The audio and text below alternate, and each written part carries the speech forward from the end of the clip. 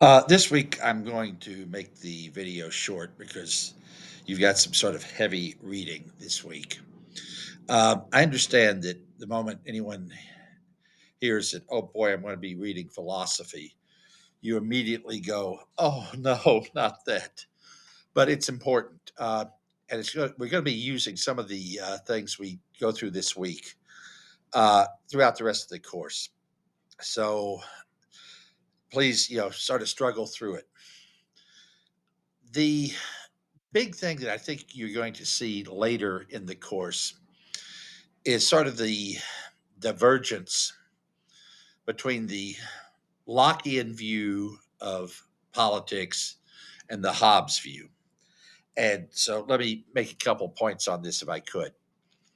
Locke, of course, being people are inherently good, they need light control, and therefore, you know, we don't want a really heavy handed government. The Hobbes view, life being brutish, nasty, and short. People are not particularly good, so we need a heavy hand for the government. Now, I'm sort of stereotyping these, but ultimately, I think that's fairly accurate. Uh, so these really are two very important things as we talk about how to govern people and what sort of government people should have. Beyond that, Um, it's gotten a little more complicated in recent years, honestly, in terms of political philosophy, because in some ways, what now are called liberals also want a fairly heavy hand for government to improve people's lives. Uh,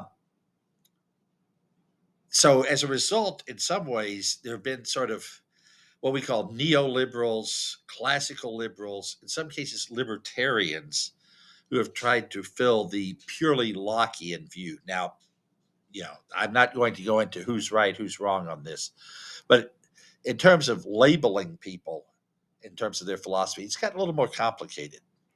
So, we'll have to deal with that. I think it's important for you also in the readings to go through and look at some of the more modern political philosophies because some of these, you're trying to sort of fill the gaps in some ways between these two polar extremes.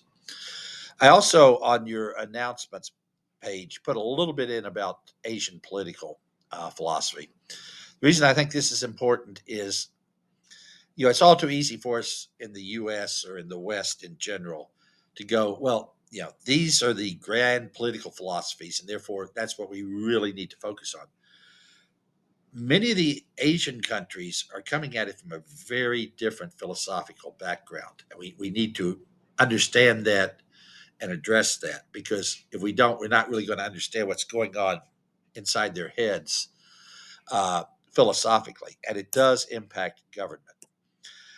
So, as I say, uh, make it through the readings. Some of the more modern theorists, you might go through and go, I want nothing to do with these boys, you know, because they're just, yeah, they're out there.